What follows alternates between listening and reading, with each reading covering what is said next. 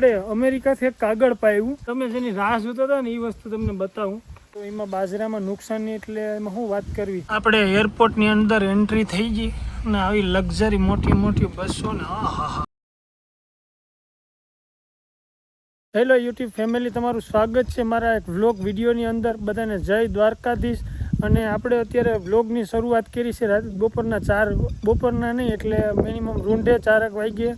અને અત્યારે આપણે જોઈ રહ્યા છીએ અને ખેતરની અંદર આવ્યા ને ખેતરની અંદર નુકસાનીની તો વાત જ શું કરવી.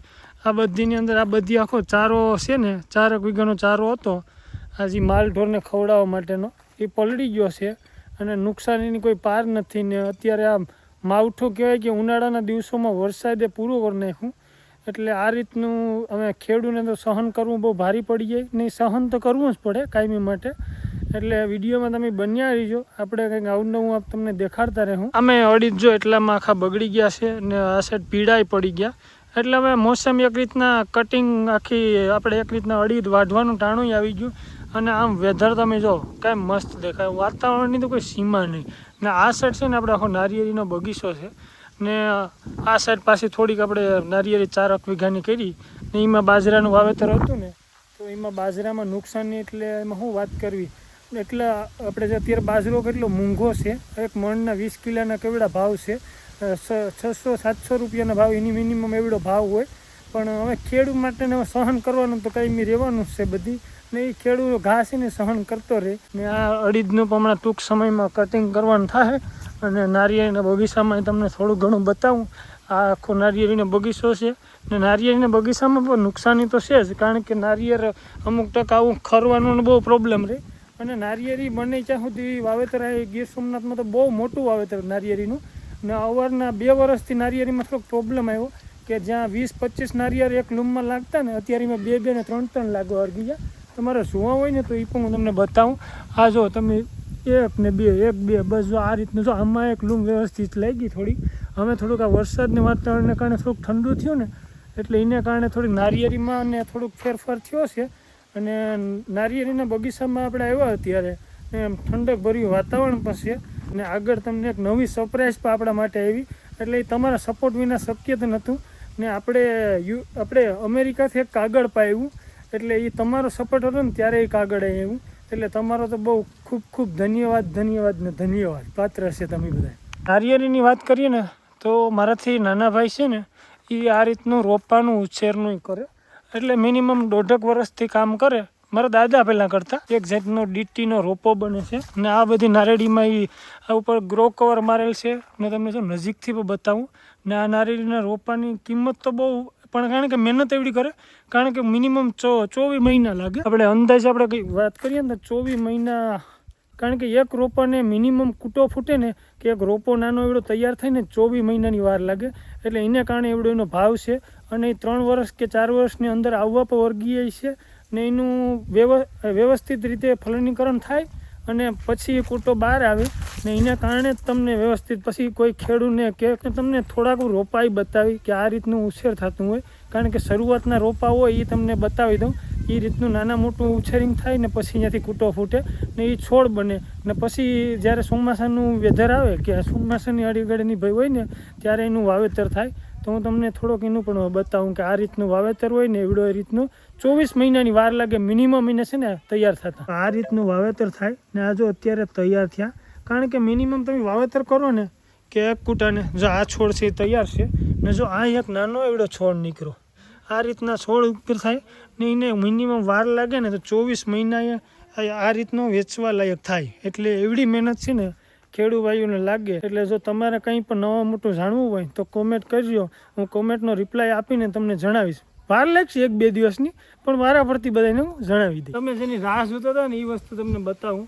કારણ કે ગૂગલ એક્સેસ પિન આવ્યો અમેરિકાથી કાગળ આપણે ગુજરાતી ભાષામાં. એ મને તમારા સપોર્ટથી આ વસ્તુ શક્ય બન્યો, નકર હું શક્ય ન બને.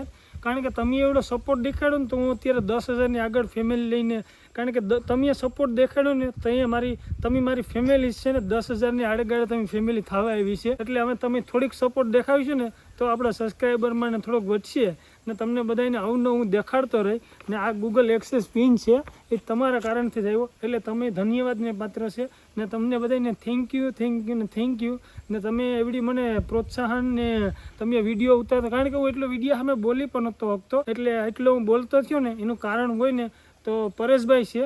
કારણ કે અહીંયા મને થોડું ઘણું શીખાડ્યું ને એની ફેમિલી હારું હું થોડું નાના મોટું કામ કરતે અત્યારે તમારી સામે કેમેરાની અંદર હું એટલું બધી બોલી શકું. નકર સામાન્ય કેમેરો ક્યાંય પણ ચાલુ કરું ને તો કોઈ પણ સામે ન બોલી શકે.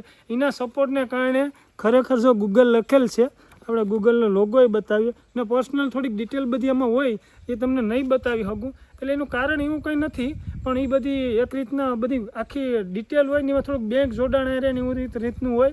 એટલે પિન છે ને એ આખા જનરેટ હોય. એ પિન આપણે એક રીતના પાન કાર્ડ આરે ને બધી રીતનું જોડાણ કરીને આખી ડિટેલ આપણે ફિલઅપ કરવાની હોય. એટલે આપણે એટલું બધી તો ન ફાવે, પણ આપણે શીખીએ. તમારું માધ્યમ છે એને કારણે હું શીખી ગયો છે. એટલે તમારો ખૂબ ખૂબ ધન્યવાદ ને તમે ધન્યવાદને પાત્ર છે ને એટલે હું આગળ વધ્યો. એના માટે માતાજી બધાને હાજર નિર્મા પર રાખે. એમ કહેવાનું તો બધા નાના બધીનો ડાયલોગ હોય, પણ બધાને જય માતાજી. ફાઇનલી બીજા દિવસનું સવાર થઈ ગયું છે. બધાને ગુડ મોર્નિંગ, બધાને જય શ્રી કૃષ્ણ. કેમ છો બધા? મજામાં? અને આઈ હોપ બધા મજામાં જ હશો. એટલે આપણે અધૂરો બ્લોગ હતો એટલે અહીંથી શરૂઆત કરી છે. એટલે આપણે જઈએ છીએ અત્યારે બહાર, તો તમે વિડીયોમાં કન્ટિન્યુ રહેજો. આપણે કંઈ હશે એ આગળ અપડેટ કરતા રહીશું. ને અત્યારે ફિલહાલ આપણે ગેસ પુરાવા ગાડી રાખી છે, એટલે ગેસ પુરાવી લઈએ, એટલે ગેસ ફૂલ લઈએ. ફાઇનલ આપણે ગેસ ગાડીમાં ફૂલ કરાવી લીધો ને હવે આગળ ક્યાં જાય એનું કંઈ નક્કી નથી, એટલે વિડીયોમાં કન્ટિન્યુ રહી છે. જઈએ આપણે આગળ. આપણે રાજકોટ એરપોર્ટ તરફ રસ્તામાં વળી ગયા છીએ ને કન્સ્ટ્રક્શનના મશીનો પણ બહુ જબરા હાલે છે બધીમાં. શું વાત કરવી. અને આ એરપોર્ટનો રસ્તો છે. આ રસ્તામાં આપણે કન્ટિન્યુ જવું પડશે આગળ સુધી. અને વાહ એરપોર્ટના રસ્તા હો ભાઈ. આપણે એરપોર્ટ તો જાજી વાર આવ્યા, પણ આપણે વ્લોગિંગ લાઈફમાં પહેલી વાર મોબાઈલ લઈને આવીએ, એટલે બહુ સારું કહેવાય. ને આ એરપોર્ટ પર બતાવી તમને, પણ આપણે બધી એરપોર્ટ એટલે બધી, કારણ કે એવડી કસ્ટડી હોય એટલે બધી ગવર્મેન્ટના રૂલ્સ પર ફોલો કરવા પડે. ને તમને હું ફર્સ્ટ ટાઈમ મારા વિડીયોના માધ્યમથી આ ચેનલની અંદર બતાવું. સારું કહેવાય કે જય શ્રી જય શ્રી.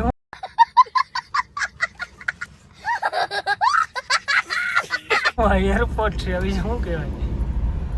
આપણે એરપોર્ટની અંદર એન્ટ્રી થઈ ગઈ ને આવી લક્ઝરી મોટી બસો ને એની હું ઠારો ખરેખર ભાઈ કંઈ ઘટે નહીં ભાઈ. વિડીયો ક્યાંથી ક્યાં પૂરો થાય એનું કંઈ નક્કી જ નથી રહેતું ને ભાઈ. એટલા થાકી જાય કારણ કે કામ એટલા બધી હોય ને પાછા એરપોર્ટ આવી ગયા. ને આ આપણા ક્લાયન્ટ છે, સોરી આ બધા મહેમાન જ કહેવાય, આપણા ક્લાયન્ટ છે. કારણ કે એના કારણે જ આપણા નાના મોટા ધંધા હાલતા હોય. ને આપણી ગાડીઓ અહીં પડી બધી ભાઈ, ને આપણી નથી એટલે મિત્ર સર્કલની છે. ને આપણે કાયમી માટે આમાં રહીએ છીએ, એટલે આપણી જ ગાડીઓ માનીએ ને આપણી જ આપણે કામ કરવાનું હોય. એટલે સરસાવ હાલે નવી ને હવે એરપોર્ટ આવ્યા ને એરપોર્ટ ઇન્ટરનેશનલ એરપોર્ટ આખો માહોલ એરપોર્ટની બહાર આવી ગયા ભાઈ. ને પાર્કિંગ તરફ આપણે જઈએ ને સ્પ્રિંકલર ફુવારા ને એરપોર્ટનો નજારો ઓહો કાંઈ ઘટે જ નહીં. ખરેખર એરપોર્ટે તો આવ્યા જેવું છે ને બહુ મસ્ત નજારો છે. ને આ સાઈડ બધી ગાડીના પાર્કિંગ છે. આ બધી પાર્કિંગ પર જબરી વ્યવસ્થા છે. ઇન્ટરનેશનલ એરપોર્ટની હું વાત જ કરવી. ખરેખર બહુ જબરું આયોજન છે. વિડીયોમાં આગળ બન્યા રહીજો. વાળ વિખાઈ ગયા વડા ને આ બધી ખેલ કરતા જઈએ. હાલો.